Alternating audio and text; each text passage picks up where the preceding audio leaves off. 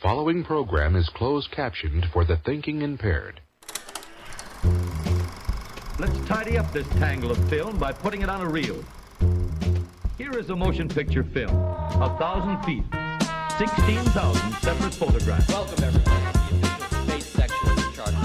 The truth! You can't handle the truth! Sir, you're out of order. Out of order. I show you out of order. Hey everybody, I'm Michael. And I'm Emily. I'm Antonio. We're your real debaters this week. Welcome to part 2 of 2024's Christmas programming. Merry Christmas, everybody. Merry Christmas. Merry Christmas to you, my friend. You guys been watching a lot of Christmas movies?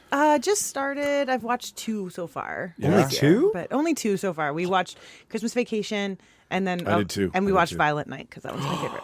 Yeah, she's got some David. She's a little weak between the legs for David Harbour. Holy smoke. Especially as Evil Santa. There's like something about it. Evil Viking Santa? Yeah, Viking Santa, where he just smashes people's head with a hammer. Have you seen Violent Night, Tony? Really good. I have not seen it yet. I'm actually curious, but I'm more. How have you missed the entire Hallmark month of Christmas? I've never really been one for Hallmark movies. Like I really like formulaic romances in novels.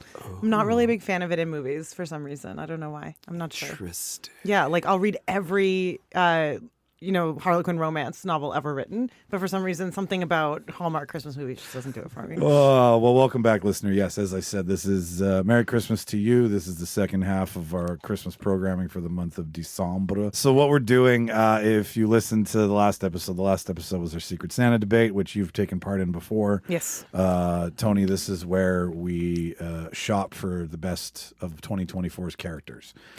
And we pick out what we think, say, Wolverine and Deadpool should get for Christmas. Yes. Or in Martin's case, it was Gladiator. And in Jimmy's case, it was fixing every shitty movie from 2024. He's like, I will get Joker a proper director. that was one of the things that was on his list. Listener, you should go back and listen to it. It's really funny. The point is, though, is that this is now where we're going to celebrate some Christmas. We're going to have some arguments about Christmas. It's the Real Talk format if you're new to this. But before we get into it, I just want to say thank you again to everybody who came out to trivia. This is your so first much episode fun. Post-trivia. Absolutely. We had a great time. It We was really fun. Yeah. We did. And like we said before, shout out to Claudia for showing up and Christmasifying the whole spot. Yeah. Had like, what do they call them? Centerpieces? Yeah. She rolled up with a bag of Christmas cheer and just everywhere. It was really awesome. goddamn. And great time had by all. We're doing Seinfeld trivia now is what I'm getting to here. And Emily can now tell you, because Tony, you've been to these before, you've seen them. Emily, you've been at them, you know them. And now it's your turn on the chopping block for not having a fucking clue about a thing. And that specifically is Seinfeld. Yeah, it's one of those things that there's not a lot of pop culture that's completely missed me, and I'm not sure how Seinfeld became that thing, but I was just a little bit too young for it when it came out, and for some reason I just never watched it. I don't know anything. I am looking so forward to the room just because Seinfeld people, they're like horse people. We're weird. We're just like Seinfeld. I feel like Simpsons and Seinfeld are in the same judgy atmosphere, I think, when it comes to pop culture. Like Simpsons for its writing and Seinfeld for just being a show about nothing during a time when everything had a bit and a premise, right? Sure. And just the ridiculous and the stupidity of it. I didn't get it either, Emily. Like when I was younger, I'm sure I would like it. Like I think after trivia, I'll go back and watch it. Sure, but I don't want to ruin it. No. But I think you either were a Seinfeld group or you were a Friends group. And I was I think there were two Friends. different kind of groups, and you could see that even in school, right? Like neither the two shall meet. No, those were different kind of pods. All right. Friends pod firmly. Yes, I'm with you. Totally. And I was introduced to it through Shauna. So we've just watched a ton of it in the last week. So now I'm like, oh, I'm so glad I have George now that I'm weird and old and balding and can appreciate him as opposed to being younger and being like, this isn't funny, right? Like, so but the reason that Emily is the dunce in this scenario is if you haven't been to one of our trivia nights, it's Beat a Debater night where no matter how much you think you suck, you're probably going to beat Emily. Oh, yeah. And we're going to make fun of Emily all night long, and Emily's going to answer, and we're going to read Emily's answers out separately from everyone else. And you can mock me. You can walk by her and give her a ribbing, like it's totally It's fair. You can stand up in the middle of trivia and even say your piece if you want. Oh my God! Please don't. Well, yeah. This is going to become way bigger than you expected. There's a line. People, the airing of the grievances. Hey, I was thinking of centerpieces. There we go. Specifically being a steel pole. Like we paint a tube of toilet paper silver, and you get your own. Except it's going to be everybody who I've ever wronged in my life. They're going to be like, they're going to hear about it and show up. She ghosted me in 2020 or 2004. You never called me back. Yeah, Happy you're going to see a lineup of ex-lovers and angry people. Yeah, 100%. But yeah, no, everyone gets a Festivus pole. So January 27th, we're debuting it like an opening theater night at the Handsome Daughter. $10 a ticket. If you've done this before, it's 4 rounds. There's going to be a bar tab for the winner there.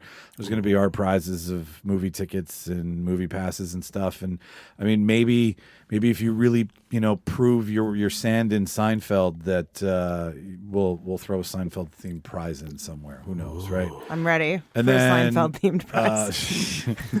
My dear, you have to know a thing or two. We'll see.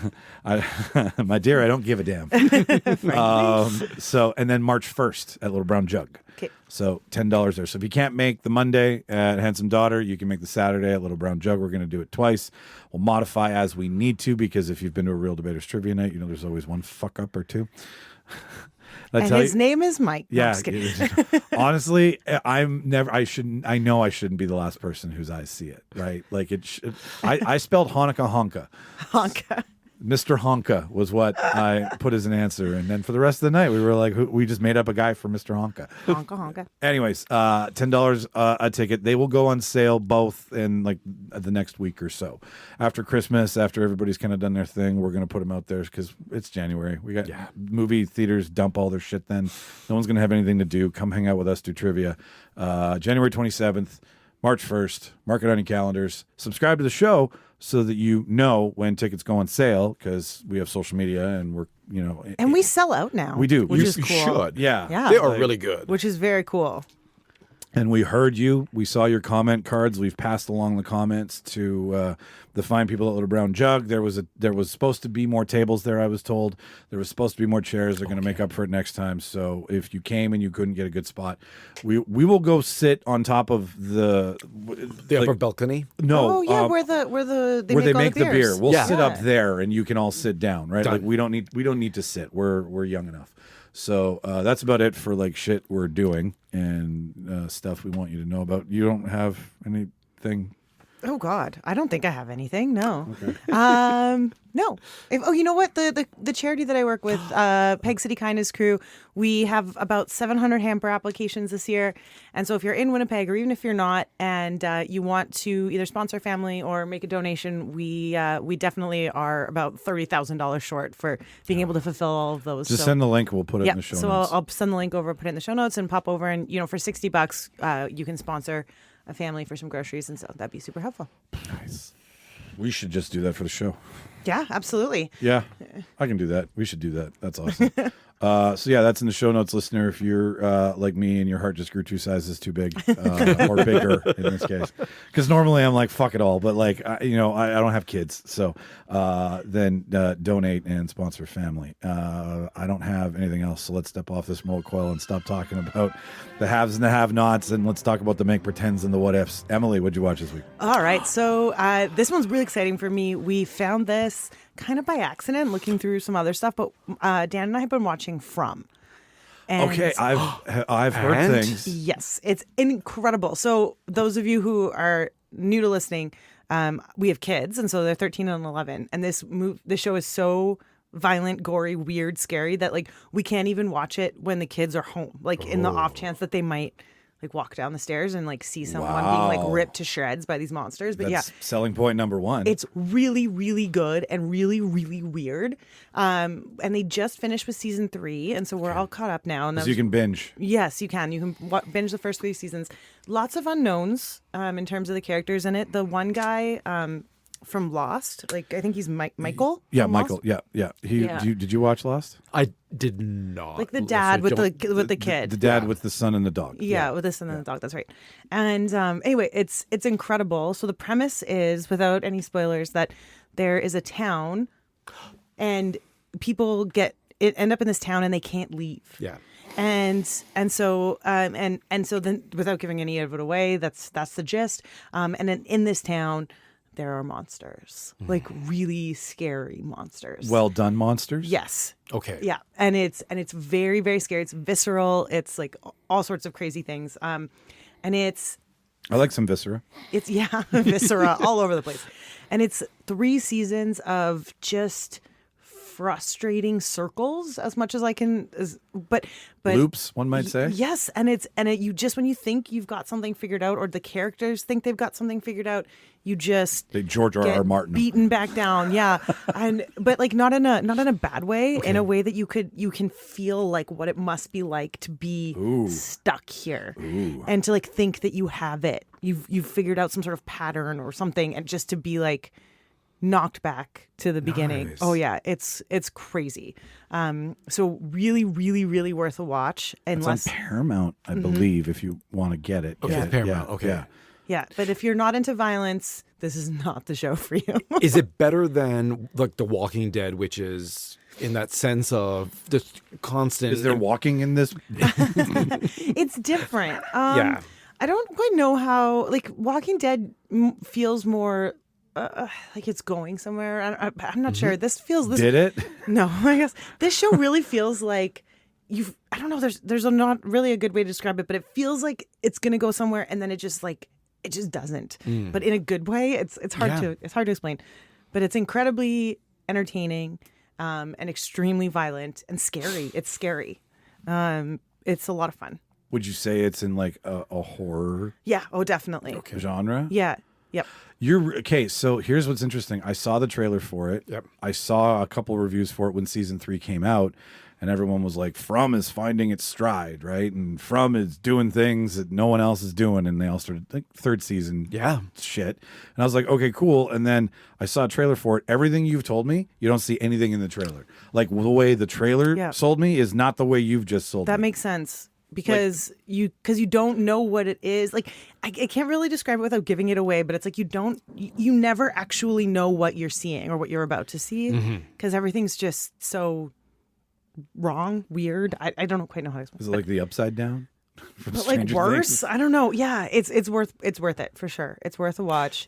Is it like Lovecraft, where there's that kind of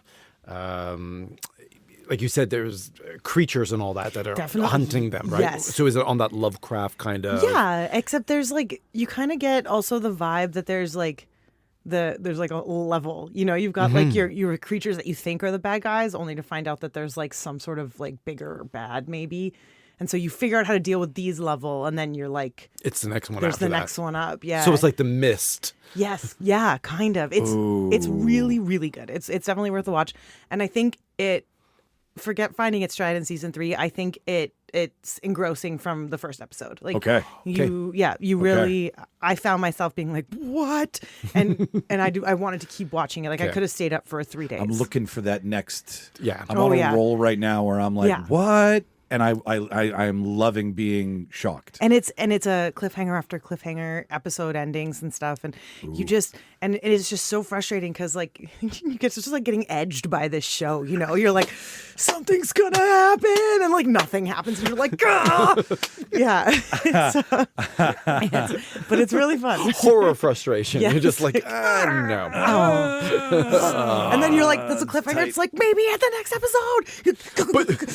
And then 3 in the morning. And then you're just like, yeah. So you've watched, oh god, yeah. But it's really fun. Do you think it's going to end like Lost, where people were just like, I'm throwing my TV out the window? Am here. I not wrong in that it's Damon Lindelof, the guy from Lost? I want to think. I remember. I think that you are correct. I think there's a linkage there. I think one of them also was out of Oz on there as well. Okay. From TV series. I'll pull it up here. But either way, it's incredibly good. It's really worth watching. It's a lot of fun. And so far, 3 seasons in, not to spoil anything, but I have no relief. I still don't know what's happening or like what to expect. And That's awesome. Yeah. So You have horror blue balls. yeah, exactly. Horror blue balls. That's exactly it. And I am right on the edge of my seat. Like I'm dying for season 4. So. Okay, perfect. Sounds like you took horror Viagra too. I did. I think I did. Yeah. I cannot get rid of this horror boner. Call your doctor after 6 days. Call my doctor. Yeah. Yeah. No, it's John Griffin who created it. Okay. Well, it's really good in a world of remakes. In a world of reboots and recycled television. It feels very unique and new, and it's like when you know that refreshing moment when you finally see a movie that you're like, wow, I've never seen anything like this before. Like when you watched Free Guy. You know, like, here's this movie that like is a brand new idea that's never been done before. Yeah, no, I it's get what like you're that saying. too Yeah. in the TV show. And then I didn't watch this week, but I know we've talked about this a lot before on the show, and that I'm a big F1 fan, and I want to just share with all my lovely pals and gals. Tell them all about where you went. That we pulled a full-on YOLO, spent the most money we've ever spent pretty much on anything in our lives, and we bought tickets to the Grand Prix in Vegas. Yeah. And so my husband and I spent a couple weeks ago, we spent the weekend in Vegas to see some F1 racing. Yeah. Saw Max win the championship. And Max Verstappen win the Drivers' Championship. That's right. Saw Hamilton race one of his last races in a Mercedes. And Like the guy from the musical? Yes. Yes. No. Lewis Hamilton. Sir Lewis Hamilton. And it was a ton of fun. He's been knighted? Yeah. And we saw Brad Pitt. Because they're filming. Because They were filming, yeah. right? So, Okay. so we saw Brad Pitt zooming around in his car, his F1 car, because we were like, "What? I don't recognize that livery." Why is he getting to be the fucking pace car? Yeah, no. So he got a real super license to film this movie. So he was actually driving. So Wow. yeah, and it was really She very knows the cool. most about F1 out of anybody you know. Oh, Very cool. Like she's an F1 stan. I can believe this. Very cool. Very star studded. What is it like seeing them move? Yeah. It's like vroom, vroom, vroom. Like it really it goes so quickly.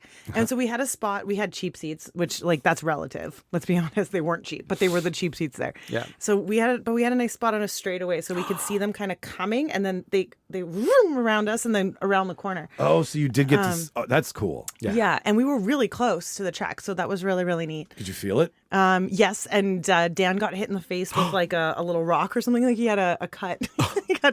he got like debris in the face. Souvenir. That's seriously like get me that rock. Get me that little pebble. But yeah, no, it was really cool. So I'm glad I did it. It's I think the experience is different watching the race from your comfort of your own home, where you can see everything happening, and you've got the commentators in your ear and everything. That's definitely probably the better experience in terms of watching. But having been there, felt the cars go by, and been part of the crowd and stuff, that was really well. And that's a cool, weekend too. Like Vegas was bumping that. Yeah, weekend. it was 3. So it's 3 days. So you've got like your practice sessions, and then you've got a qualifying session, and then you've got the race, and then they also had a Ferrari Challenge race, which is just like another series of like Ferrari cars, which was really cool. So where the hell did they race? So they actually set up a temporary. It's a street circuit in Vegas. So not every circuit for F1 is street circuits. Sometimes they're permanent circuits. But they set up on the street, and so they blocked off a bunch of. There's a part of actually Las Vegas Boulevard that's blocked off. So from kind of like up to from the south end of the Las Vegas Boulevard to like the Flamingo. Yep. And That's a run? Yeah. And then so we were sitting out front of the Sphere. You mean to tell me you that were out front of the wow. Yeah, and we saw Ludacris, which was fun. Nice. Yeah, it was really good. So there was like a bunch of bands and stuff, so that was pretty cool. was he big pimping? Yeah, it was pretty awesome. But yeah, so they shut down the street. I think people who live in Vegas hate it. Yeah. But our hotel was right beside the track, so it was really easy for us to get there and back, and damn, it was fun. Oh, which hotel did you stay in? It was the Holiday Inn, like a resort thing. The on the Holiday Inn. Yeah, and so you could just come up right from the back of our room and just like walk straight into the race, pretty much. Were you off on that little strip behind McCarran? Like, is it around the airport? It wasn't. No, it wasn't. I mean, super not close there, by, but, yeah, but like. But it was like just behind, like on the south end of like just off the strip to the south. Okay, if you're facing north, Yeah. and you're on the Luxor side, let's say. Is it behind MGM? Like on that backside of MGM there? Other end. Other end? Yeah, other end of the strip. Okay, all right. Yeah. That's crazy. I'm like... I'm a little jealous. I'm not going to lie. It was pretty cool. Yeah. It was pretty cool. Yeah. So that's also what I watched, not this week. did you see them filming it too? Like, are they filming this season, and is there a crew there? For Drive to Survive? Yeah. No, we weren't at the start finish line, which is where all the pit lanes are and everything. Okay, yeah. So we didn't see any of that stuff. But Okay. we were at like turns 5 to 7. Did you see any pits? No. You don't. we So you don't get like. No, because we were way on the other side of the track. Like, so if the pit lanes are like over here, we were like, well, I don't want to fish over here. Fuck. Yeah. Like what? 3 seconds? 4 seconds? Oh, at most. Yeah. And it was like, and we spent a lot of money for it. Like, but if you were going to get pit lane seats, you would spend, like, you'd be easily spending like $10,000. A ticket? Probably for 2 for the week. No, maybe more. Like probably $6,000 a ticket for the weekend. That's insane. So we would have spent like $12,000. But so as it was, we still spent almost $4,000 just to. American. No, Canadian. Okay, But that's impressive. Like that's yeah. Took But me- worth it, right? Like once in a Yes. lifetime kind Once of in a experience. lifetime, yeah. If I go again, it'll be better seats. It'll be near the pit lanes, and it'll be when I've made my millions. Yeah, totally. Because I can't afford that. Or It'll someone be- will take me. Looking for someone to take me to an F1 race. Feel free. Drop that link in the show notes, Mike. Yeah. No. looking for- What I'll do is I'll just be like, hey, do you want us to do your podcast? Exactly. And we'll do it for tickets. Yeah. Just give us passes for the whole weekend. We'll get our way down there. Yeah. But we do an F1 episode there, and our sponsorship for F1. Yes. Our big, huge free sponsorship package worth very little money. I can count on one hand how big it would be. We'll be like, yeah, if you give us tickets, we'll cover the event. We'll talk about it. Second trivia night for Seinfeld. Yeah. And then we'll have an F1 trivia night. Exactly. That'd As be great. fundraise, we'll have a GoFundMe. It'll take 5 years, but hey, we'll do it. So it was a lot of fun. That's awesome. Yeah. That's really awesome. Tony, what'd you watch this week? I can't compete with that. I'm so sorry. I Sorry. can't. Where are you from?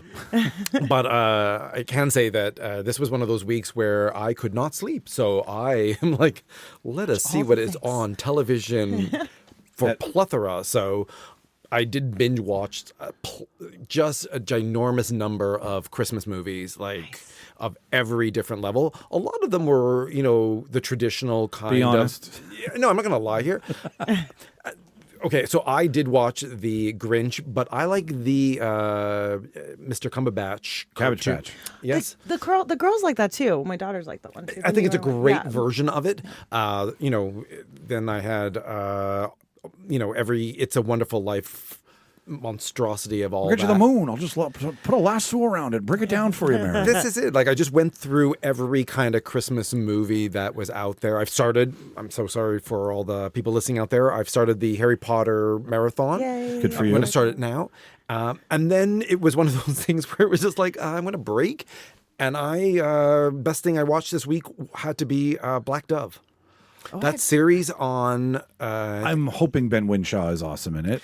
Everyone is really good. Like it truly, really caught me off guard on how well it was written. There is that humor kind of that was mixed That in English a little humor? bit. Very much so. It's a spy thriller, right? It's a bit of a spy thriller. I don't want to give anything away, but certainly I'm going to give Keira Knightley Props. full credit. I hope she does get recognized in award season for what she did deliver, because I think a lot of time we either put her into that kind of traditional period piece movie, Pride and Prejudice. or we look at her as not an actress in any capacity. And here she has to be like a James Bond-esque kind of character. Fun. Yeah. And she does pull it off, but in that British kind of style where there is very much humor in it. There is also a John Wick-esque to it, where it's just like you're Interesting. killing 1,000 different people with one bullet, and your hair does not I'm move. looking. And We have another magic bullet theory kicking around out there. now, for everyone at home, it does take place at Christmas, so I do not know later on didn't break if, that far if from it's the Black Dove is going to be considered a Christmas special, but it does take place at Christmas. But it was overall entertaining. Yeah. Check. Was it well done? Check. Did I one of those things where it was like it's a binge watching? Like I'm going to keep going to the point where my partner was like, "Oh, I got to leave now." I'm like, "I'm not stopping. You can watch later." I'm like, I need to know how this thing ends, and I do believe it's getting renewed for season 2, which is what I do want it to be. Right. So I'm lucky in that Shauna will be like, "Okay, I'll turn it off for you." No, Marcel's just like you're like, "Fuck you, Marcel." It's not so much a fuck you, Marcel, but it's like, if you decide to tap out at midnight and go to bed and I still want to go, that's on you. That's not for me to decide. Have another cup of coffee and stay up, bud. I'm going to finish Drag Race. I'm going to finish this. I'm finish the Queer Eye that's on this week. I'm going to finish this. Like, committed. Not a quitter. I didn't ask you this, and then I'll ask you this. Yeah. So how many violent monsters out of 10? How many? How many edgings out of 10? I love it. I know that I'm I could give away lots of points, but I'm a 10 out of 10. I love it. Like there was nothing I would change about it. But it gave you blue balls. Yes, but in a good way. I don't want it to. If I blow my load, it's over. If I know how to do, it's over, and instead I'm enjoying it. It's all about tomorrow. Yeah. Or later, hopefully not tomorrow. Tomorrow would be a really fucked up day. Okay, and how many? You know what? If it's out of 10, I'm going to give it a 7 out of 10. Like not just because it was imperfect. There was some good acting. It really is. It's engaging. It's entertaining. It was everything it was supposed to be, and I think it's Mr. Winshaw. It was great. It was also a very diverse cast without it feeling like we're doing diversity for the sake of diversity. It was just like, yep, this is British society and we're just going to reflect it and we're going to just go this way. And it was like, yep. And I'm like, part of me was like, this is so outlandish because it's like I said, John Wick. And I'm like, but I'm buying it. Yeah, if you keep clicking. Somehow I believe in Britain this occurs. I don't know why. But like a John Wick in America, I'm like, really? You killed 4,000 of them? But I'm in Britain, I'm like, sounds about right. Seems I believe Keira Knightley can do this. And then make a pie. It's a mincemeat pie. Hey, that's kind of pie. Anything else? I also watched the second season of The Diplomat, which Is it worth me finishing the first? I am going to say yes. Okay. It's very smartly written. It's smartly written. I really do. Like, I'm a political buff, and this is kind of in the West Wing-esque kind of motif. House of Cards adjacent. Without the molestation. Yeah, sure. That doesn't sound like politics. Depends on what side of the aisle you are on that day, I guess. Show me on the dot. No, anyway. But Kerry Russell, to build on the Americans, I really think she established herself post Felicity as being a really strong actress. I think they're really kind of, she's kind of leaning too much into this of I'm the diplomat who doesn't care because I don't brush my hair kind of thing. Is she still showing up in pantsuits to she literally gala dinners? And I'm not going to give this away, but there's a moment with a paperclip in her fly and she gets called on it and she's just like, yeah. I'm like, you're representing America and England. I'm like, but that's kind of what America would do in the South, right? She's got to represent all of the 51.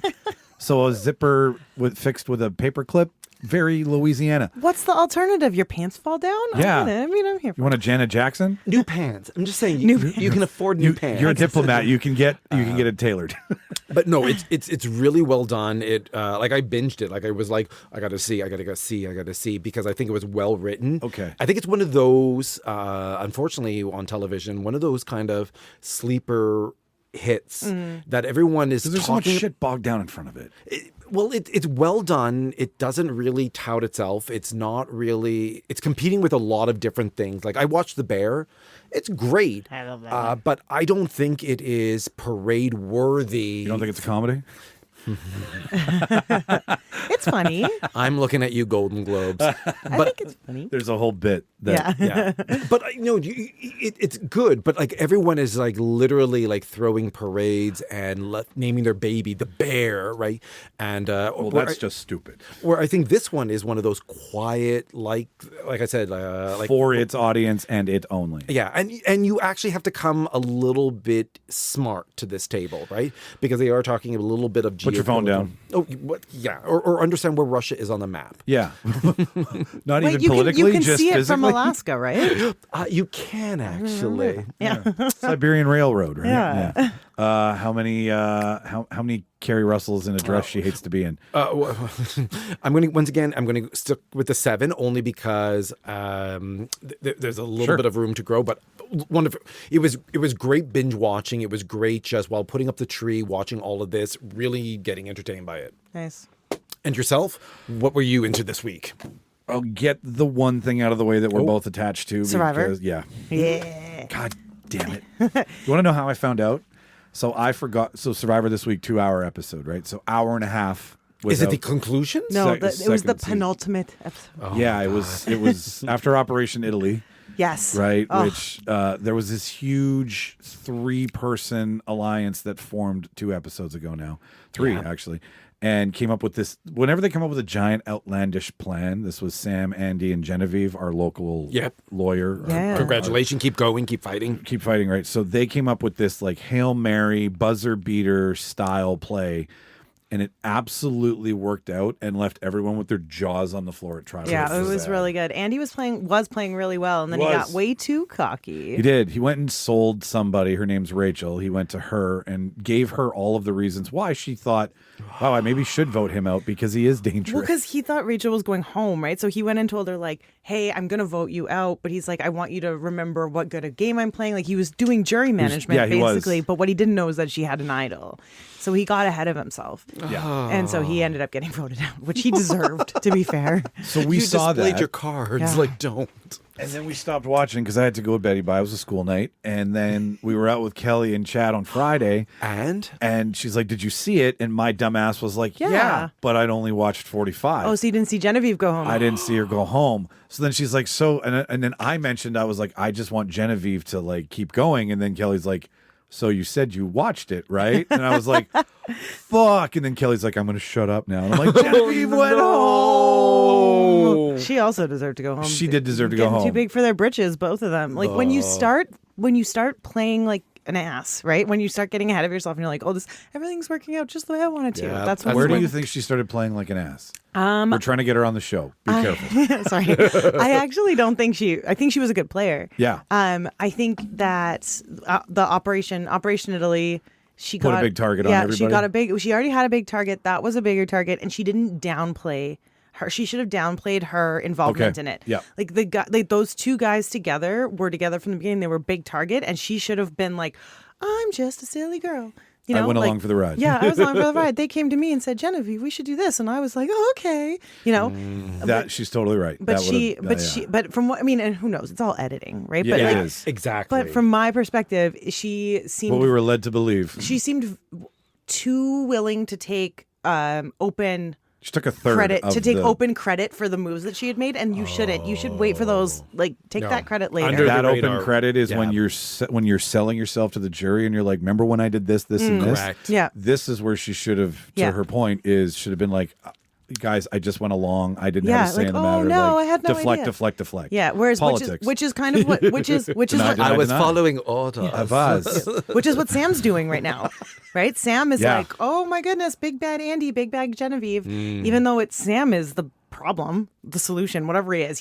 Sam is doing a really great job. Well, and Rachel and Andy were solid, and I think Andy could have convinced Genevieve to side with Rachel, maybe. Yeah. And like, I mean, you want to sit next to what's it, Toonie? No, Teeny. You want to sit next to Teeny Toonie. and Sue, who literally have done nothing. Like they're just like They're going to make everyone else look better. Yeah. Teeny played with her heart on her sleeve for. She's so cute. She's adorable, but I'm also like Teeny. Like you're playing a big person's game. Well, here. she's like, fun, kind of ass backwards into the spot she's in, which is a strategy. Maybe her strategy of like playing with an open heart really is that good, right? Like we both know what wins Survivor, right? It's big moves, it's backstabbing, it's blind sides. But like last season, what's her name, Mackenzie or whatever? She didn't do any of those things, and she won. She won with the teeny strategy. She did win with the teeny strategy, but she didn't get emotional about the reactions in the game, where Teeny obviously showed contempt and disgust for Sam for no reason. He's going to take me on the reward, right? Like if you don't go on the reward, it's strategic, Yeah. right? It's the people you want to have an alliance with who get a good calorie dump and they get to go on. Anyways, Yeah. I'm upset that Homegirl went home. Literally, she's from home. I was cheering for her as well. Yeah. And I would love to hear her Or- take. yeah. That would be so because cool. what you don't see is what's not edited. in. Right. And I appreciate that Yeah. there's a Well, lot. so if this does bear fruit, because I've requested her on the socials, Fingers still crossed. denied, but that's fine. But Genevieve, if you're back home and somehow this got to you, me and Emily would love to interview you and talk to you about all the things that you aren't in your NDA that ruined the production of Survivor. We understand that you can't, tell us everything, but you can tell us a lot. You can tell us what winning an award or winning an idol is like. Yeah. You can tell us about the first 3 nights. You can tell us about everything up to day 23. Correct. And which is huge play. And she's a badass bitch. Like Yeah. I want to. She made it this far. Like, yeah. congratulations. And she too. crushed it. And she Yeah. did it with like big bitch boss Yeah. energy. Like I liked her a lot. She didn't want to be attached to anybody. She played with stones instead of emotions. Yeah. And she She had a game plan. She did. And she also incepted a bunch of people too, Yeah. where it was like, my idea you think is your idea. Yeah. Correct. Yeah. Smart. She's Yeah.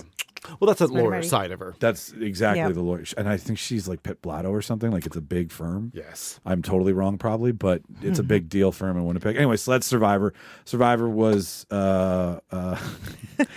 confusing temporarily for you because you didn't yeah. miss half of it. I mean, yeah, I fell sure. asleep. Yeah, and that sucked.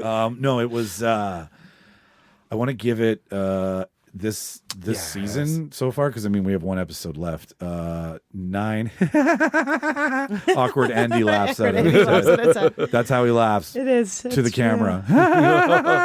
Yeah. And then I'm also watching The Madness. And I mean, okay, Okay. I'll warn you. Yep. In that I like it a lot. okay.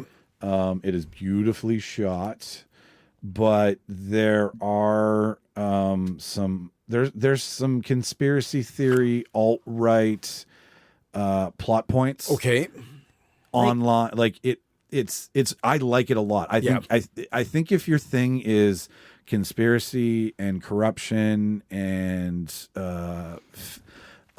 online fakes and big media, I think if those things hit you, Correct. you'll like this, right? Because it comes from the perspective of this guy who's got a CNN talk show, Coleman Domingo, awesome in it. Yes. I could fucking watch Coleman Domingo do anything. But his dad was civil rights leader, Yep. but a violent one who went to prison Okay. and more than likely committed a crime of murder. And he's now in the spotlight on CNN. He's got his own show. He goes away to write his book for the weekend, sees his neighbor. His neighbor then the next day is chopped up into 10 little pieces left in the gazebo. And he gets caught up in being the only victim or the only witness to the crime who then becomes the prime suspect. I love it. And you find out that it may have been planned. And then you find out it's because of his political beliefs. Okay. And then it gets into big Washington and big media and Yep. people doing things with computers that you don't think exist and programs and all this stuff. It's a miniseries. I'm halfway through it. I am now edging myself on purpose because I don't want it to end. Okay. But you do. Like it's a constant run. Yeah. Like from jump, he's outrunning the local police who he was a part of, and like there's dark secrets and even dark corners of like paramilitary, and I'm sold. like yeah, like the you know when they say the shadow government, this is that stuff. Who's running this show? John Cern, I think, is the producer. I'll bring it. He's done a lot of stuff in Hollywood, none of which was coming to my head right now. But is it on Netflix? It's on Netflix. Yeah, okay. It's on Netflix. Madness. Okay. So Steven Bieber is the creator. Coleman Domingo. There's John Ortiz is in it. You've seen John Ortiz in some stuff. Yep. Like Miami Vice is the thing I always think of. He's like the Cuban go-between. Yes. Everybody else, not a lot of big names in it. Bradley Whitford's actually a big name that's in it. Who produced it? John Cern, I think his name. Cern Productions is the name of the company. But it's beautifully, it's like David Fincher shot it. Right. And 52, 56-minute episodes. They get your heart churning. He's being chased by everybody. He's in and out with his family. It's a thriller, it's a mystery, and it's got a big budget behind it. Okay. And I mean, at the base of it is that you find out that the next door neighbor is actually the secret identity of Brother 14, the alt-right racist leader of a cult-like group who are wanting to take over the government and all that stuff. And he's framed for killing that guy. That's the mystery. And then all he is just wanting to go away and read his book. Oh, how many tinfoil hats out of 10? Oh, I was wondering 10 chopped up pieces. How many Reddit conspiracy feeds? Yes. Yeah. It's an 8. Nice. Okay. Like I watched it with Shauna. She didn't like it. I was like, I'm pulling a Tony. I'm going the distance. Going rogue. And it's been my I'm going to bed, crawling to bed, watch an episode, pass out, and I'm just like, what the fuck? Like, and I mean, it's like anyone where you know, like the big thing that happens in the first episode will only get solved in the 10th episode. Yeah. Yes. And it's little pieces in between the breadcrumbs that get you there. Fall So asleep watching it, hey? Just visions of QAnon dancing in your head. Exactly. Yeah, okay. Yeah, 4chan. I 4chan my way into my dreams. Yeah. So that's pretty much, and Christmas Vacation. But I mean, Oh, yes. how many times can I watched that the other night with the Right. kids. Yeah. How did they get glass in here? No, it breaks my heart knowing. I mean, as big of a dick. Like, even as big of a dick as Chevy Chase has historically been to everybody in Hollywood, I still feel bad for Clark. I can separate the two, right? Right? I'm like, dude, you got screwed out of your pool. You got the Jelly of the Month club. You put up with your family. Like, 25,000 lights and you still can't get it right all these years later. The real victims in that movie are the next door neighbors, Todd and Margot. Todd and Margot, yeah. I remember as a kid watching that being like, oh my God, those neighbors are so uptight and blah, blah. And now I watch it and I'm like, those neighbors are saints. Like, the fact that they haven't set the whole house on fire is just unbelievable. Yeah. So, although for Christmas Vacation. Great Vegas Vacation or Christmas Vacation, yeah.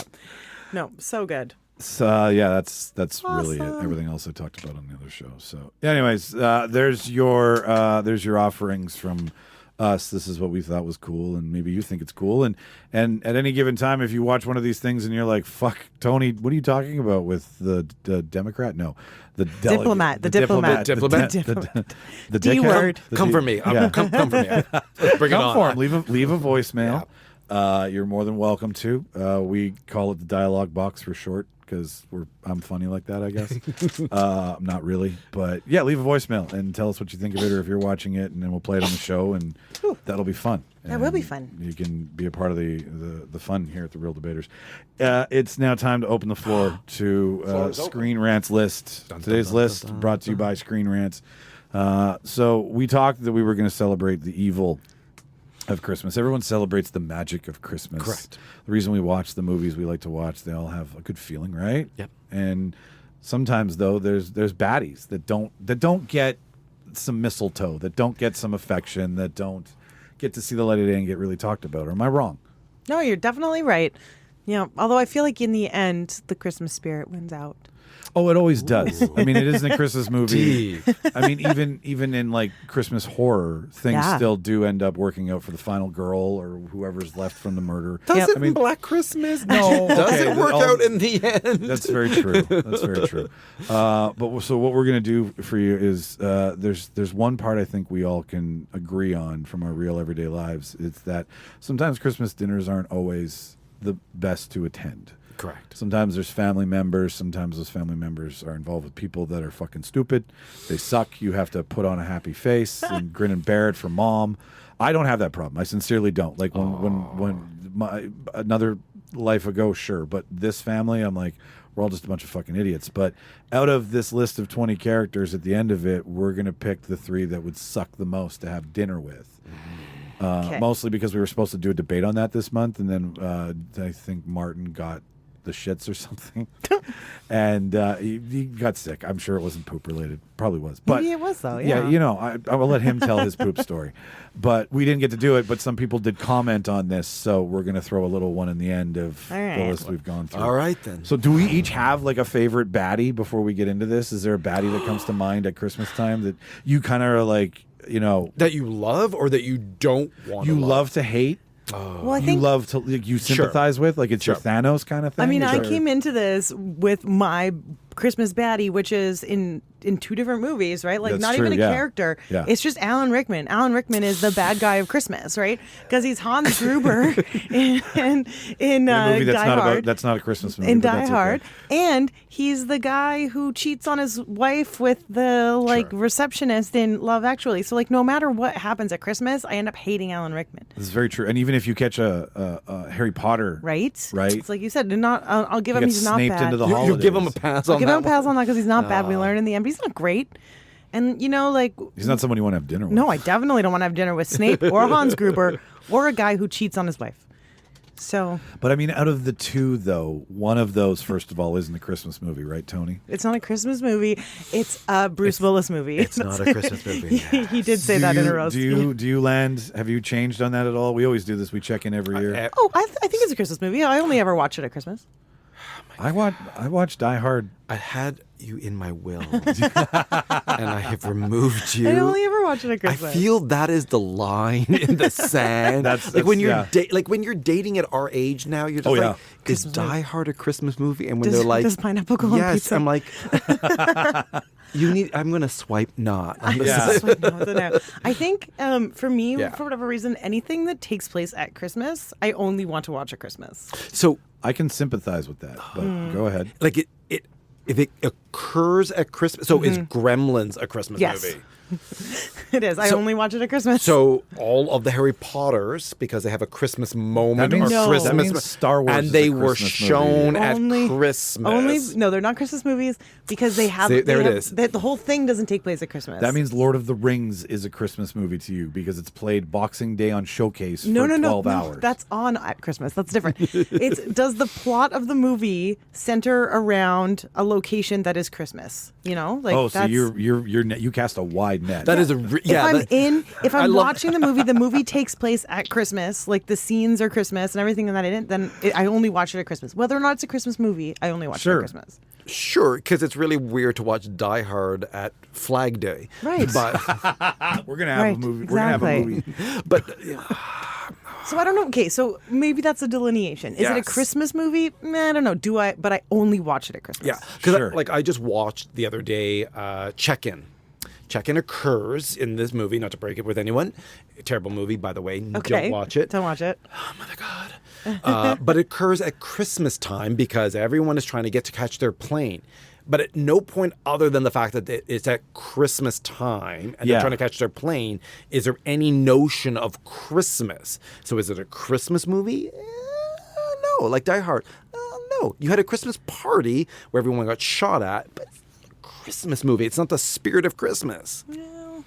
But I know where you're going with it. And you're like, I don't believe you, Antonio. All right. Well, either way, Alan Rickman's my Christmas Callum villain. Root is not making it, no matter what. Three sorry, times I that threw- man Three is times. out. I'm sorry I threw a wrench in your friendship. You're just out of my will. Yeah, That's you all I'm got me. saying. You got me. I mean- It cost me my fortune. When I think of Christmas baddies now, Yes. I go well and beyond the Wet Bandits and even Mixed Nuts. Right? You could say that Mental Health was the bad guy in that one, or anything. Like I am I like Krampus as like the be all end all baddie. That is the baddie. I like is the shitty baddie kids at getting Christmas. comeuppance is what I Yeah. like. Like that's where I mean I will admit, yeah, the Wet Bandits are a bad guy. They tried to kill a kid, and Hans Gruber, you know, I mean, did shot they, or did the people. kid try to kill them? I think. Okay, the stop Wet- looking at this through Kevin's perspective. I think the Wet Bandits did their best not to hurt anybody. They Really? They You looked. sympathizer. They cased the house. This family's going out of town. It's ready and ripe to be. They were just following orders. It's ready to be. They realized a robbed. child was left alone in the house, and I'm like, yes. And they went, this is opportune. We can have opportunity to take out a 2-footer. Well, and then they were like, They're idiots, which makes them fallible, which makes them the nice that's a bad separate guy. part. I just feel like they really did their due diligence to try to have there be nobody home, and then there were. I mean, everyone has to argue for the there were underdog. people home, and that's not their fault. And then Kevin tried to murder them in many He didn't try to murder gruesome them. ways. He tried, well, in the words in Harry Potter, maim at best. I just think. Can you imagine Kevin being like Leviosa? All right, let's start Let's this look list at this here. list. All right, so obviously for Emily, we started with number 20. Oh, Hans Gruber. Yeah. Now, me and Tony did this before, and we also looked at the placement on the list as something too. Yes. I mean, I'm okay with 20, the starting spot for Sure. this. You need a big baddie for that. But I mean, as for the worst on the list, yeah, he's pretty bad. He kills people. Everyone else kills Christmas. He kills people. Yeah. You know what? I'm going to challenge everyone on this. He's actually not a bad character, or not a bad person, because one, pregnant woman, can we have a couch for her? Sure. Yeah. There are moments where he actually is trying to humanize it, and his there are manners moments come where out, he yeah. actually was like, "Oh, I could kill you. I'm not gonna kill." Like he could have just blown his wife away and Sure. great, move this along. But he also needed leverage. I don't think it's so much leverage. I think he had a line in the sand where he was just like, you know, it's Christmas. You know, there's in the spirit of love. In the spirit of Christmas, I'm only going to kill a few. Well, and he never tried to kill any of them. Remember, he used them as you said, leverage. Yeah. But his goal was never to kill anyone. Sure, the front attendant, blah blah blah, Shaw, but he never did it. It was his counterpart. he was just there to actually rob had people. a code to live by. So I actually think But he didn't kill any of his guys for killing people. I mean, he didn't stick by sure. his code to the, you know. He was there to rob. The deaths were a side effect. As a German, he was just like, we have orders. We go down and we just don't kill the wrong people. You look at the list, and cross-check the name. my gosh. And you're bad. But I mean, okay, good, like bad guy or good bad guy. I mean, I think he's a good bad guy. He's an enjoyable bad guy. he's an enjoyable For bad sure. guy. He's Yeah. the bad guy you root for, right? Like Exactly. You want Willis to be yippee-yi-yo-ki-yay, but you know, you like knowing that he was also like, you guys know the story of on the 1, 2, 3 they were going to drop him, and they told him on 3 we'll drop you, and then they dropped him on 2. So the fall scene is okay. real, Nice. like genuine fucking well, fear. Yeah, yeah. okay, fair Yeah, enough. no. On the list. I love it. Good. Frank Cross from Scrooged. Oh, Not a real bad guy. corporate bad guy. no, corporate bad guy. Yeah, It's more of 80s crap. like a more 80s of like greed. a Yes. doofy sort of. Yeah. Like I mean, These movies all came out the same year I was born. By the way, this Scrooged and the one before and Die Hard. They were both out in '88. These Good year. movies are 36. Once again, another reason you're out of my will. I think there's room for other bad guys to be Yeah. on this list. Yeah. I mean, maybe I'll be shut up and as I get further down it, but Frank Cross is more of like a schlemazel, you know, like Schmuck. a schmuck. Yeah, Yeah. like a what is it, schlemiel or schlemazel? Schmazel, I yes. can't remember, but like it's more of someone that is easy to be like the bad guy, right? That's Thank not you, really. he's Laverne. easy to swallow. Yeah, A Shirley. yeah, exactly. He's easy to swallow, and I mean as a personality type. Yeah. But like at the same time, he does want to just give his brother bath towels for Christmas. To match his like Shower cloth, like curtain a shower curtain from from the previous year. It's 80s greed. It's trading I places. think yeah, you know, it's that kind of schmuck. Yeah. you need an antagonist, but I don't Yeah. think bad guy when I think bad No. guy.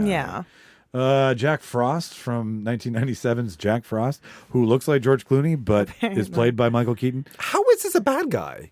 I He's a bad parent, sure. Isn't he a murderer? Like, isn't he a serial killer who's reincarnated as a snowman? Isn't that the point of the movie? let's see what it says here. The entire premise was ridiculous. Yeah, a but- serial killer. Okay, yeah. Yeah. 1 year earlier, it was a black horror comedy slasher about a killer snowman coming to life.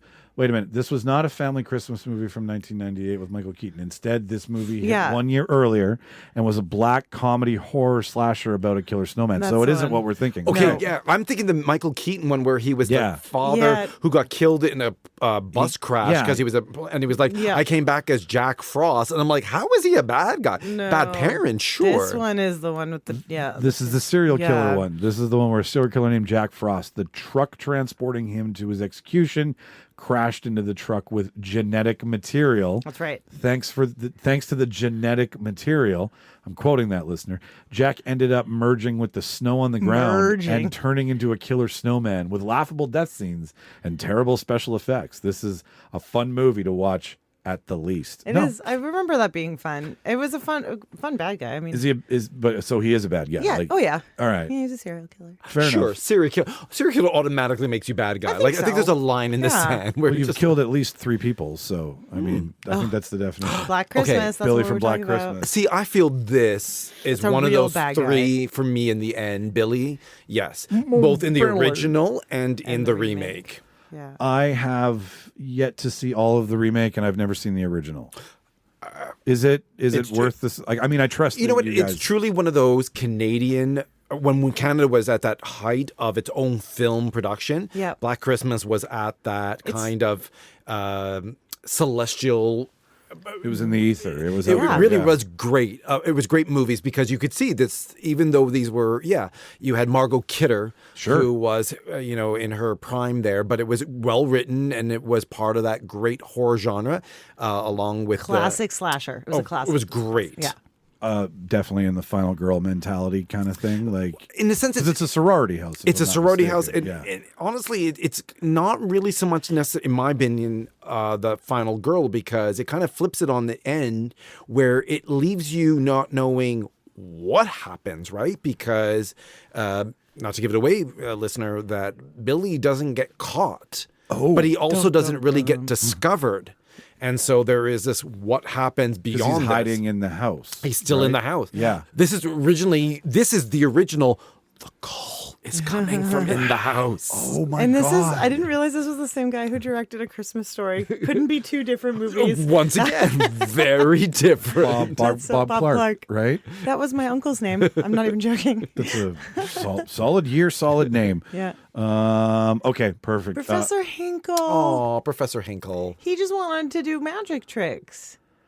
I mean, if you're 4, this is a bad guy because you don't have a premise. Right, because he kept taking it away because it was the only thing that kept Frosty alive. Yes. Yeah. So he kept taking the hat off of Frosty. And but again, if we're going to talk about, I mean, I know there's a short list of bad guys Yes. around Christmas time. So maybe this deserves to be there for, let's say, nostalgia purposes. I'm surprised it's Not bad. higher than Billy on Yeah. Black Worse Christmas, than a murder. who actually kills people. He tried to murder Frosty, to be fair. He didn't really try to murder. He He just. locked him in the greenhouse. That's not murder. It's not really murder as it's watering the plants. I'd be pretty That's out of pissed. sight, out of mind. If a snowman took off with my hat, I'd be pretty pissed. Mayor Mayhew from How the Grinch Stole Christmas, specifically Emily's favorite Grinch. She's told me this countless times. She loves the Jim Carrey Grinch, played by the good old Jeffrey Tambor. Shout out to Yes. Mr. Tambor. I don't remember why he's a bad guy. That's what I'm trying to understand. Why is he on the bad guy list? Let's see here, but it takes a certain amount of skill to outdo Jim Carrey's Grinch, blah, blah, blah. Mayor Mayhew is Whoville is a different kind of wicked. He prefers more underhanded approach to his misdeeds. Beneath that smiling and glad-handing exterior lives the heart of the movie's real monster. If the flashbacks are right, it was the mayor who triggered the Grinch's dislike of all things festive, a point that is tragically driven home with his gift of a Christmas shave. He even belittles a young girl for trying to be nice to the Grinch. Nah, Just so much nasty He as- seems like a crappy guy. I don't know if he's Just- a bad yeah. guy. Yeah. shit heel. Yeah. I don't think he should be even on this list. Like, I No. feel there are others here. No. And I'm hoping the Grinch is further down on this list. He better be. The Abominable Snowman is not a bad guy. He was just Correct. misunderstood, and then he got to put the straw on top of the tree. I agree with you 100%. Quit labeling people Screen Rant. Seriously, these are not. They may have done a bad thing that doesn't make them a bad person. Correct. Right, because he just had a toothache, right? And doesn't Correct. Jaime or whatever. everything to do with Christmas. Yeah, He doesn't really hate everything to do with Christmas. He's just cold. and his tooth hurt. Yeah. and then he got his tooth pulled, and he was fine. Clark Griswold. He's a from bad Nash- guy? He's how? Wait. Okay. Explain this. Yeah. Explain this. He might be the star of the show, but he's one of the funniest characters in Christmas movies. But Clark Griswold is definitely a villain of Christmas Vacation. He's so blinded by his ambition to create the perfect Griswold family Christmas that he cannot see how much damage he's doing. That is what we love about the fallible character. I That is what suppose makes so. him funny. Yeah. Is Yeah. trying for the tree. Is trying for the lights. Like, I don't think he's outright destruction of his neighbor's property. Yeah, that's true. If I was Todd and Margot, I would think he was the worst villain of Christmas. I don't think he's a villain. I think he's striving for the best Christmas. It just in that spoof of it's everything can go awry. Like, I don't think he went out of his way to make it bad. Yeah. He just went out of This his way. wasn't a conscious decision. This No. was just a hapless idiot. All Correct. before his famous Christmas meltdown. Hallelujah! Holy shit! Where's the Tylenol? That whole bit where he's yelling at everybody in the Yeah. end. Yeah. They all have cue cards. So if you Really? watch his eyes, Oh, because they're holding up all. they're of holding up all the different- cards for him. very Dickless, Saturday Night Live for brainless, them. helpless, hopeless. Yeah, like Yeah. that's not something that you can do proper every time. Interesting. So he would so just read the funny. line with the intensity.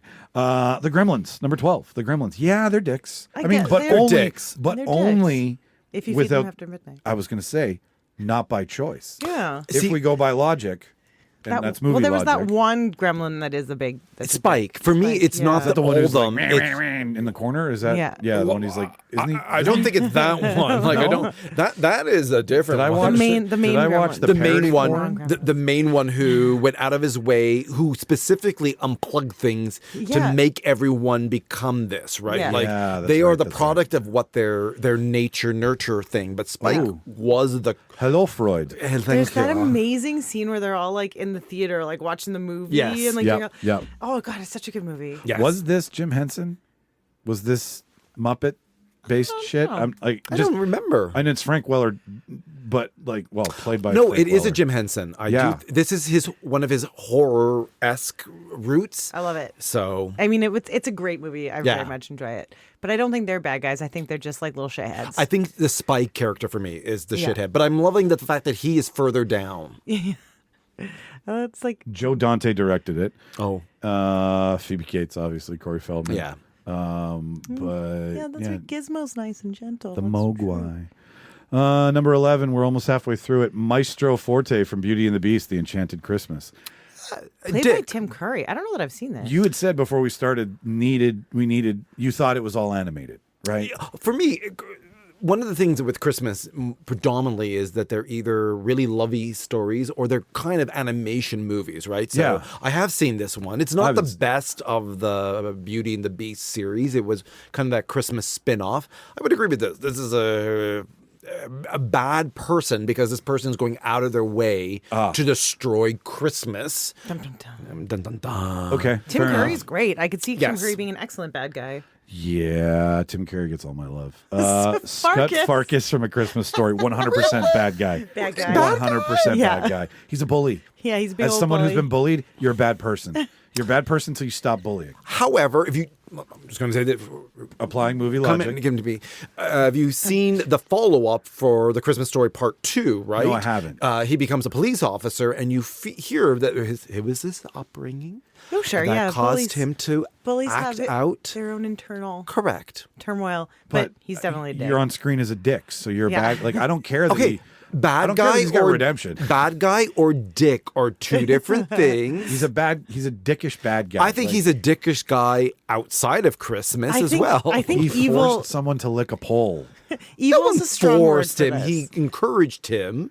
What do you consider encouragement versus force? Is now my He question. didn't push his face No, onto like it. the kid licks the Yeah, ball but on he's- his own. The kid- Exactly. yeah, because he gets triple dog dared, not by Yeah, Farkas. exactly. Ficus the beat up in the back lane. Yeah. And then he gets thunder punched Punched in the by Like no one dies And he's in not- a Christmas story. This isn't evil. These are supposed to be evil kids. He's not Correct. evil. He's just Listener, like you need to write in and help me here. yeah. He's not evil. He's like just, listeners, We all had different childhoods. just a clearly. crappy kid. this was my childhood, and this is not evil. This is just like, he had bad teeth. That's, I think, the evil part. His offenses might be juvenile and obnoxious in the delivery and scale, but it's the familiarity of his bullying that makes him so dastardly. Dastardly. Great choice of words. Wow. Good words. Might be a shitty list, Screen Rant, but your Many wordplay people is dealt with a good. bully. So this is what Mike's just bringing up his past. Many people dealt with a bully back in the day. Yeah, I know I'm not special, but I'm just saying anybody who's been bullied understands. It's a pretty shitty. There we go. Okay, Grinch. the Grinch. An Good. OG Grinch. Played by Boris Karloff. I love it. Yes. I really like the thing I read recently where it's like the Grinch didn't actually hate Christmas. He hated people. And that I can totally get behind. Interesting. Right? He doesn't necessarily hate Christmas. He just doesn't want to be around people when they're being loud. It is the most magical 26 minutes. Well, at actually, Christmas. in the Mr. Cumberbatch version, he specifically goes out of his way, and they give the backstory where he hates Christmas. And I think, actually, for me, the Grinch is not the bad person. The Who's are actually the bad. Oh, the Who's represent the church, The Who's represent. and the Grinch represents society forgotten. I'm just being a fucking idiot. No, the Who's are actually terrible people. They are. They're very judgmental. They're judgmental. And for a weird looking bunch. And they're you don't have wasteful people. Yeah, you don't have a tiny fucking leg to stand on. No. I mean, in the book, They're built like an originally, eggplant. if we're going back to the original, they don't tell you why he doesn't like Christmas. The actual line of the book is the Grinch hated Christmas the whole Christmas season. Oh, please don't ask why. No one quite knows Knows the the reason. Yeah. Yeah. The So- reason Thanks, is, doctor. You are losers. The reason could be that his shoes were too tight. Could be his head wasn't screwed on quite right. I love that it's committed. No, he's batty originally. Yeah. Because, I mean, he wants to take away everyone's joy. Yes. Right? He might not be shooting people or asking others to shoot people by your logic and your logic, but, But Hans also, Gruber- I mean, he just wants to sleep, and they're so loud. I don't think the Wet Bandits need to be this far down the I don't list. think they're this far down. I can't believe, to their credit, They're two of the Three Stooges. Yes. this is it. They're quintessential Christmas bad guys, but I don't think they're evil. Correct. Yeah, no, not. I mean, I would actually kind of probably enjoy a beer and a cigar With the Wet Bandits. With the Wet Bandits, I feel that they're blue collar. They're I mean, they're industrious. They're a little idiotic, right? But I mean, I feel I can understand Marv. Yeah, well, yeah. I think you're right when you say they're two of the Three Stooges. That's a great Yes. way of describing them. Yeah, and I you really don't the smile with the gold tooth is about the most evil thing that Yeah. Joe Pesci does. That's really creepy, right? Creepy, yes. It's got that. The kid's home alone. We're good to go. Yeah. This is where Krampus should be, but hey, But what do yeah, I okay. know? Burgermeister Burger. I believe on this one. Yeah, sure. I have not seen Santa Claus is Coming to Town. He called toys are illegal. Yes. Oh, Yeah. that's a bad dude. This is claymation at its Yeah. creepiest. Really? Does Oh, it- yeah. yeah. It's not like Tim Burton claymation. This was that 1970s claymation the with. Rudolph and the Frosties and stuff like that. It was the Rudolph, which I think was that kickoff where you're just like, oh, this is a good use, and then it went We'll kind only of. move them 5 times per frame. It kind of went Fable-esque here, and it was like, this is really bad. He's got the workings of a bad guy, He like throws- Burgermeister Meister Burger. Because it's German. He puts people in jail for giving presents. Thanks, I was lost. I thought it was Hawaiian. No. Aloha, Burgermeister Meister Burger. Yep. Go no, on. he it's like, well, just I know when you're a kid, it's like, can you imagine giving presents is illegal? Oh my goodness, and put me in jail. Whoa, shit. Son. Yeah, that's okay. Putting it in- yeah, That's so he's that's a some good bad evil guy. shit. Yeah. Taking away the toys, taking away Christmas, Throwing I mean, people in the dungeon. Yeah. Come on, mouse, do your thing. What are we There go. thinking next? See, and Winterbolt. Winterbolt. sure. And so this is just proving my point. As you're seeing, more animation Creepy, is yeah. in the You are evil. You right? are. This was made for family Sure. and friends. This was not made for the cinephile. No. Because again, I was never scared. Still not scared. Can't. I mean, okay, yeah. What is pet dragons? Ice cold demeanor. is Easily usually one of the biggest villains. Okay, that's and my stop motion filmmakers could have devised. Sure. Really? I mean, okay. Okay. Not. Do we all agree? Yeah, it's like okay. it's fun. Yeah, I don't want to give that much. Ooh, Oogie Boogie. The Oogie Boogie, yes. Okay, so here's the question: is this a Christmas movie, or is this a Halloween movie, or is it both? Well, Technically, by our standards from before, it's a Christmas movie because actually it's literally focused on Christmas. yeah. With Santa even in there. And That's true. Sandy Claus. Sandy Claus. Sandy Claus. Claus. I will watch this at Halloween still. I still watch this. I think it plays at both. Yeah. It is the genius of Tim Burton in that I've given you a movie that is horror characters, right? Jack-o'-lantern, a girl who's been chopped up, has been stitched back together, people's limbs fall off. Like, it's all very scary. Yes. But then the story is Christmas. So it has a home. Fun fact, I think Disney has a backstory on that movie because everyone calls it Tim Burton's. It's not. It's not. Tim Burton's characters, and they put Tim Burton's A Nightmare Before Christmas. He's actually not involved in it at all. Henry Selick directed it. Crazy. I did not know that. It is Tim Burton's as in production. Correct. or- He actually designed it when he worked for Disney Studios and came up with those characters. And he actually presented it, and they were kind of like, no. And then later What's were wrong like, with you, you freak? they were like, everything is not working here. And they're like, oh, wait, go in that bucket. Go get always- Tim Burton's. yeah, Go right? get Tim Burton's Nightmare Before Yeah. Christmas. I always forget that he's Disney, though. Yes. Kurt Yeah. Russell's a Disney child. Tim Burton's a Correct. Disney employee. Like, Correct. there are some people who, like, it makes sense why Tim Burton's animation is the way it is. Correct. It is Disney when you really think of it. Correct. It's the weird part of the Elephant March in Dumbo. Oh, Yes. yeah. That is everything that Tim Burton took and gave to Disney. So true. Correct.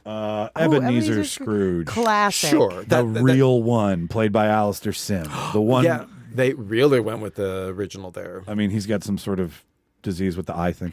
I gotta say though, I love the Muppets Christmas Carol the most of any movie almost ever. Like Really, the Michael Muppets? Caine- That's the Michael Caine is like amazing in that movie. It's just like it's my favorite rendition of Christmas Carol. Do you know how to do a proper Michael Caine impression? No, I want to. You know how to do it proper. My cocaine. So all you have to say is the words "my" and "cocaine," and if you say them just normally, you will do your perfect Michael Caine impression. So My cocaine. my cocaine, My cocaine. My cocaine. Michael Caine. Michael Caine talks like Michael Caine talks like this. Does he now? Yeah. He Anyway, does. Ebenezer Scrooge is classic. That's a classic Christmas Some baddie. men just want to watch the world burn.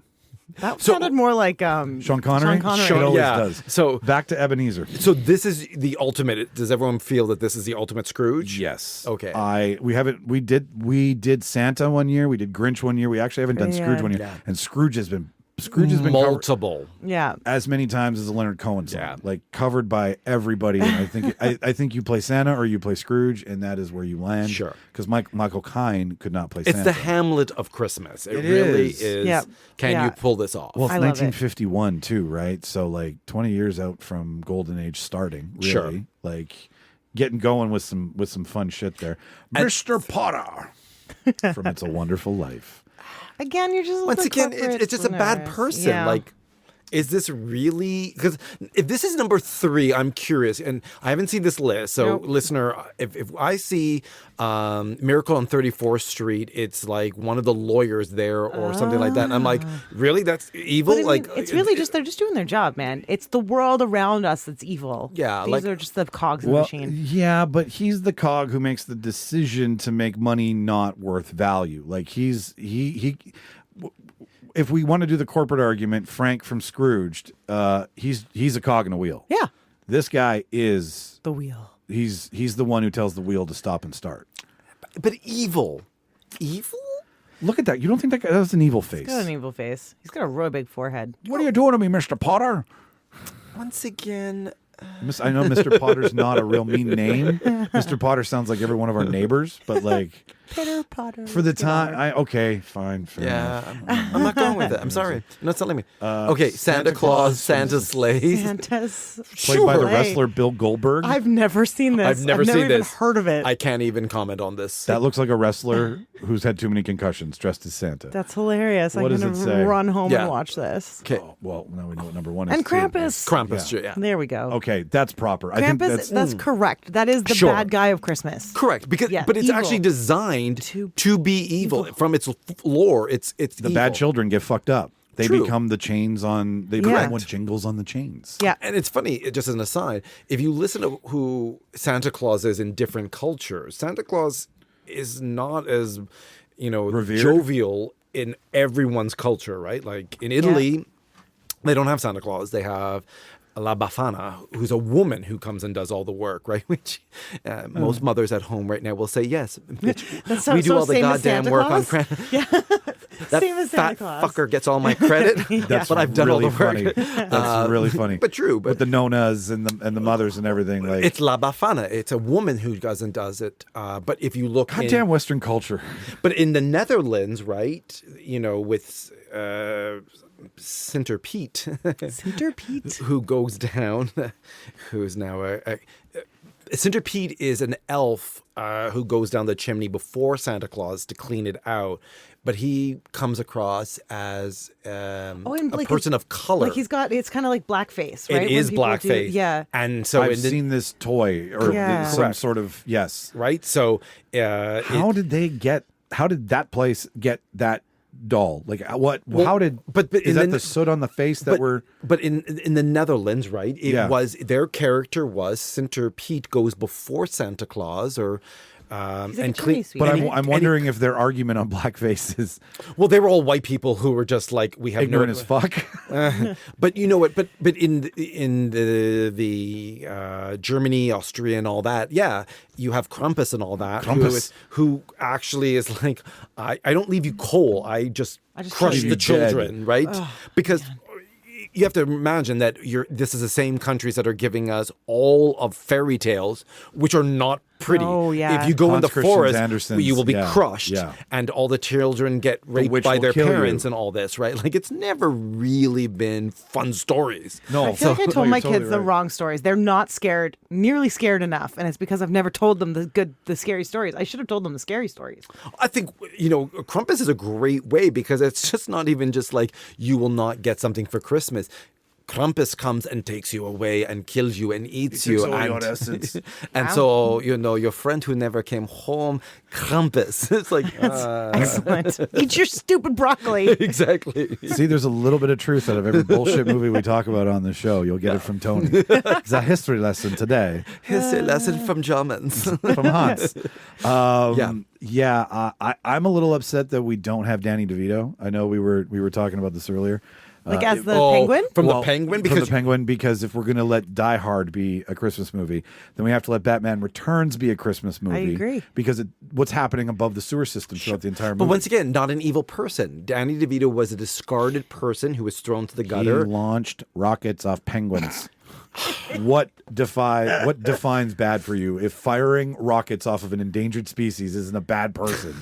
Were they endangered at All the I time? want- No, He drops them in a sewer system that's nowhere near their natural habitat. All I want is fucking lasers. Fucking lasers. Okay, yeah, Dr. Evil, right? Just want They just put a Christmas tree up in the background.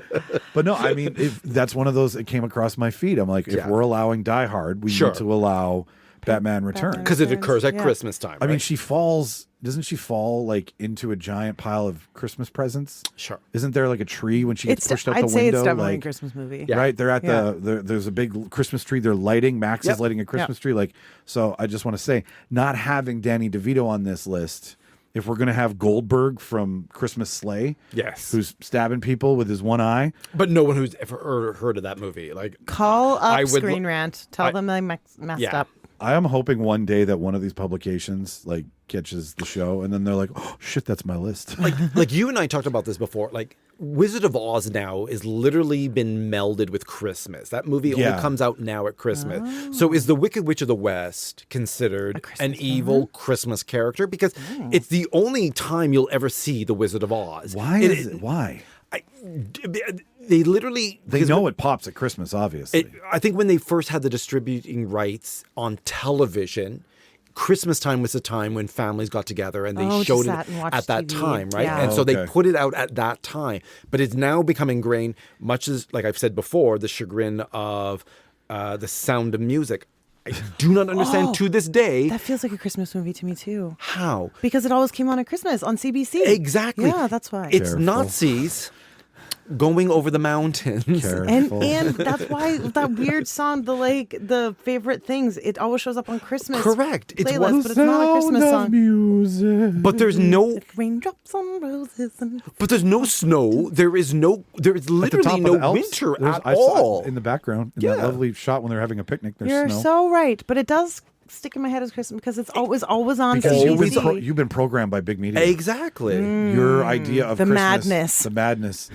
You See, have the I feel Hitler out of that movie. Is the bad guy Is the bad guy guy. of Christmas? We can all agree. worst guy to have dinner with, 100%. right? Just strudel and fucking racism. But yet not. So they're shown at Christmas, but are they Christmas movies? Yeah, right. Like how do you? Yeah, you're right. And I mean, this is an evolving list. Yes. Like, this changes every year because people find more Christmas happening in a movie. Yes. Right. And then they're like, well, is Hallmark Christmas anymore if Christmas is in July? Right. Like, are they so Christmas that it's not Christmas anymore? Like it's lost its zhuzh? But they literally call it Christmas in July. Hallmark does not even try to hide the fact, Hallmark like doesn't give a fuck. like Batman did. Like, I'm just gonna put a Christmas tree in this back, and you can figure this out. Well, I mean, Hallmark is like, I own Christmas. And somebody at Warner Brothers was like, well, I mean, John, whatever the fuck his name is, the hairstylist who produced Batman, was probably like, we did Batman 1, John Peters, that's his name. What Licorice Pizza is about John Peters. Okay. And John Peters was Barbra Streisand's hairstylist who ended up becoming a producer. He did the definition of failing upward in Hollywood, right? That is a background story. And I he wanna produced know. Batman. Batman's his baby. He's the guy who brought it to screen, Jesus. picked Jack Nicholson, the whole nine. Okay. Like, he's got Batman stories for days. But I think it was his focus of like winter in New York, Christmas time in New York, Gotham, New York, Yes. right? Like not a far leap, because the first Batman there was like no winter. Sure. And the many comic books takes like year one, I think starts place in winter. So like if he gave a shit, I highly doubt it. But point is like every year we add new shit to this list. Yeah. And I'm like, where is the cutoff anymore if July is Christmas so much? Well, yeah, like, because a lot of times now movies are being launched at Christmas time because you have a captive audience. Yeah, right? Everybody's people are at off home. work and Yeah. Like Wicked, great time. You've got this captive audience, right? But with the new Chalamet movie is going to be Christmas Day. Correct. Frozen comes out at Christmas. Now it's winter. It technically not. It's a no-brainer. It doesn't tell you it's Christmas, but it's in winter time. But so where is this? This cutoff? I feel it has to have. What's arbitrary and it has to have Christmas at the heart of that movie. I agree. Yeah. agree. I don't think of Frozen as a Christmas movie, but that's probably because my kids were the perfect age for Frozen. So I've seen Frozen in literally every single type of weather. So you've let it go. You've just I have let it go. It doesn't bother me anyway. She cannot enjoy Bruce Willis in grass. Like, it's just No, impossible. they don't for go her. together. No. Like, this makes no sense. But all right, so okay. Out of this list, So now who's our top three? who's our top three worst? Like, if you had to have dinner with them at Christmas time, right? Forced sitting there, passing around turkey or whatever your choice of food is, like just drunk, belligerent people. You know that who would be the worst people? Emily. I'd go with Ebenezer Scrooge. I do not want Ebenezer Scrooge having dinner with me, being like, "How much was this turkey? Have you budgeted for this? Like, did you spend? You should turn down your heat. Like, fucking. I can get a out of cheaper here." turkey than this. Yeah, like I don't want to talk about budget. I went with my heart. I didn't go with my spreadsheets. Like, nobody wants him at Christmas dinner. Well, and then like when he realizes the error of his ways, he's going to be like that person on coke where they're like happy and annoying. Because at the end of the movie, he's like running up to everybody and trying to make amends. It's like the alcoholic who's on step 6 or whatever. Like, I know, and right? I just want everybody. It's too much of a swing to, at dinner time. Chill out, drink your wine, eat your turkey, and like be cool. So not so much evil. You're just like, I don't need this annoying. noise. Yeah, well, yeah. annoying. I mean, we argued evil, but now I don't it's want like to have dinner with Ebenezer Scrooge. the whole personality. Good or bad Scrooge, for like we said, he's too much either Wow. way. Yeah. So even Redemption Scrooge is Maybe not like 7 years after his redemption, when he's mellowed right out. he's getting close to Like he's throwing turkeys at everybody, Yeah, trying to make up for all the times. I where don't he's need like, to sing a song. Or You don't anything get like so that. no cold for you to stay warm, there, Mister. Yeah, Whatever. I don't need any of that. Okay, you go. Okay, I think I'm going to throw this out here because I think we're all here, and I think listeners are all on the same. I think Krampus is an agreeable one because at the beginning to the end, it's just not working for anyone, right? There's no redeeming factor. No. Even with Ebenezer Scrooge, or which probably will be up for debate, the Grinch, there is a moment of redemption. And The whether Grinch- or not you feel that redemption will last or is worthy, Is it seasonal? right? There is no Seasonal redemption disorder. Only at Christmas time do I apologize. It's due to a lack of sun. Yeah.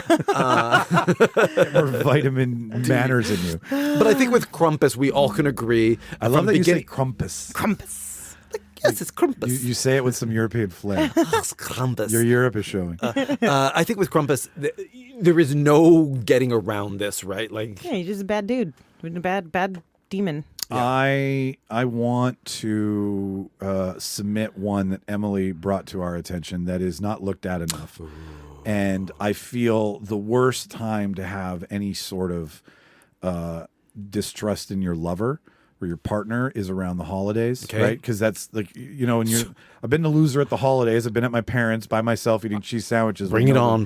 Right. So Say it. I'm Say it. gonna go with Hans Gruber in Love Actually.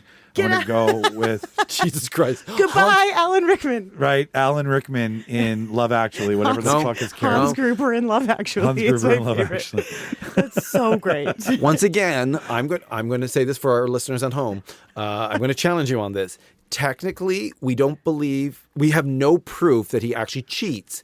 However, our friend An there, emotional affair. Oh, no, is no. as heartbreaking as a physical one. sure. However, we do know He buys a the gift. guy who goes over to Keira Knightley's home, Right. The best man, and is going with the storyboards. I find that is much completely more romantic. worse. That guy's No. terrible. No, it's worse. No, Okay, that you were guy the is- best man at the wedding. You videotaped it. Well, you video stalked her at the Yeah, wedding, creepy and then motherfucker. was like, "I'm going to play the music." Shh. Don't tell him my at best the friends. end. Yeah, like, shush. No, he's the worst. That guy is not a good friend.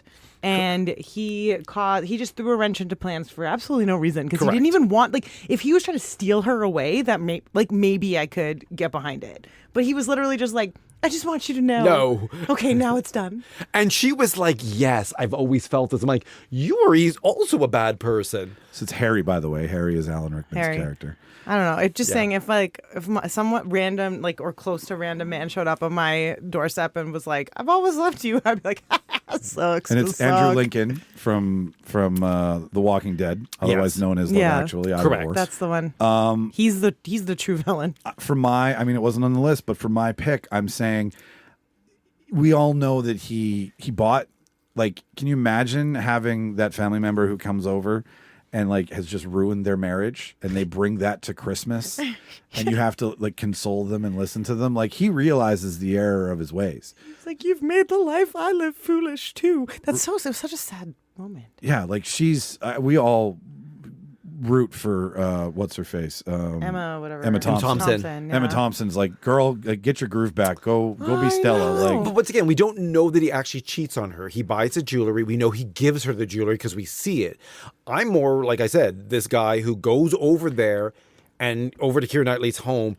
Because really, after that moment, what do you do with that? She's like, yes, closes the door and goes back Back to her upstairs. husband, where And then it's like, I'm going to have Christmas dinner with the guy who I'm really not in love with. I'm in love with you. Like, that is all just It's a so whole bunch weird. of wrong. It's so weird. I'd be like, honey. So do we want Mark your instead of friend's- Harry? Your I mean, friend's being fucking weird. Get down here. I want to cap this list because I mean, Scrooge and Krampus definitely need to be there, and I mean, I could pick Hans Gruber, but I think it's more fun to pick Harry than it is to pick Hans. I mean, Hans being there would create a fuck ton of tension because it's like, when are the police going to get here, right?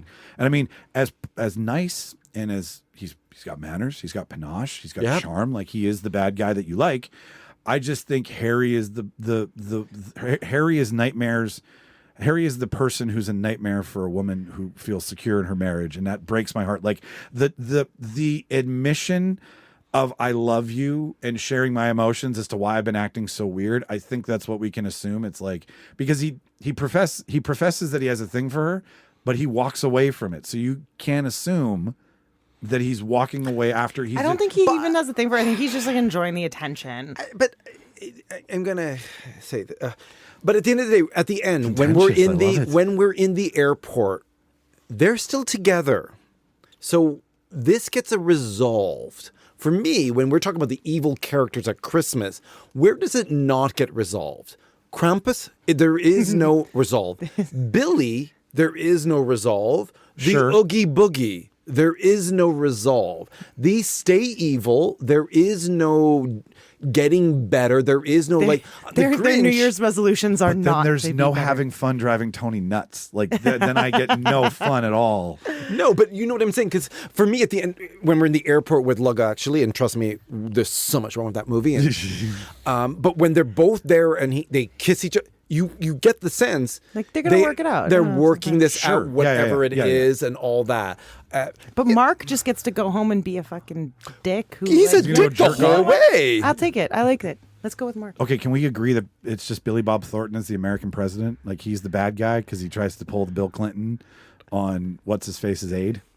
I don't want Mark it. I mean, truly, I should be saying Billy from Black Christmas, even though I haven't seen it. The guy hides in the wall and kills people. Can you imagine playing hide and go seek with the kids? Like, I don't think he's so much an idiot or an evil person as he's just the American president. I was more concerned the fact that they had Spider-Man in their nativity scene. I think that says a lot about.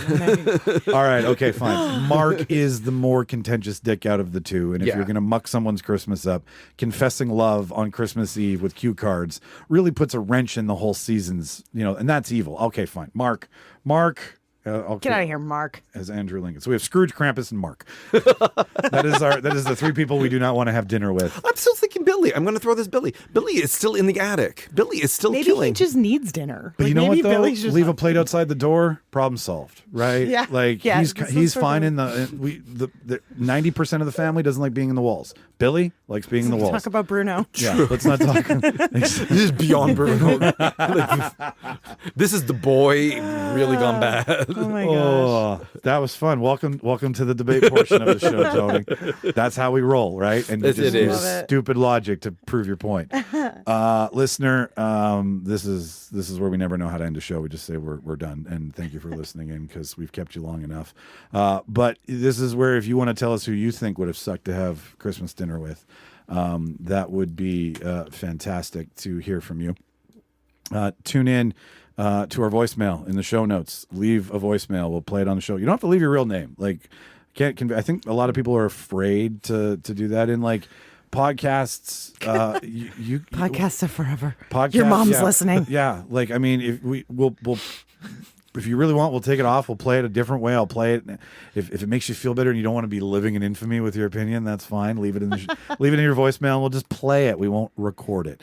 There's lots of things we can do here for you on that. But the more you interact with that voicemail line, the more you feel like you're part of the show. And we are a community-based show. We like conversing with local cinephiles and people in the film industry. So yeah, come up with a fake name. It's totally cool. In fact, I want you to use your favorite movie character's name.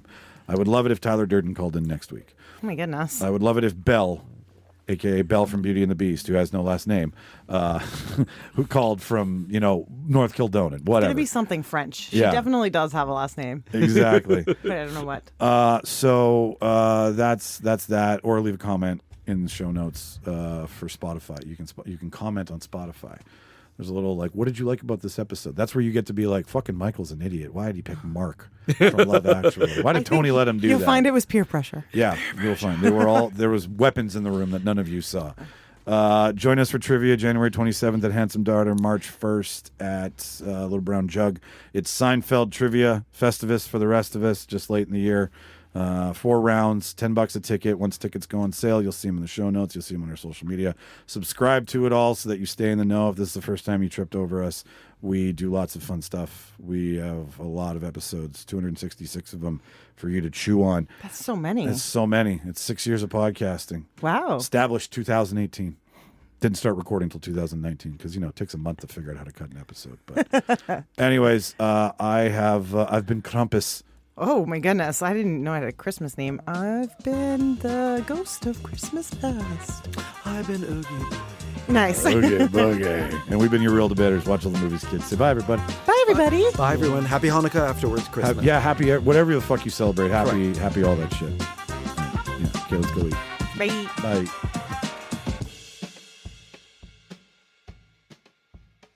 If you have any problems, dial information. Thank you for calling.